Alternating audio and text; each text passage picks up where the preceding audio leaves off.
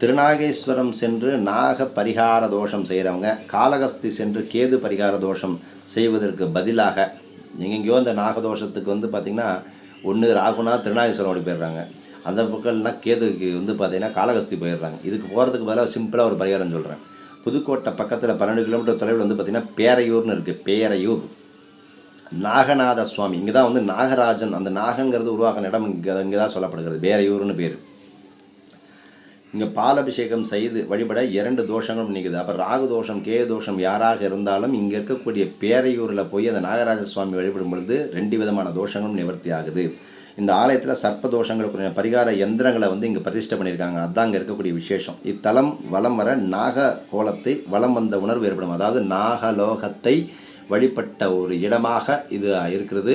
நாக தோஷத்துக்குண்டான யந்திரம் அவங்க பிரதிஷ்டை பண்ணியிருக்கு. பேரையூர்னு பேர்.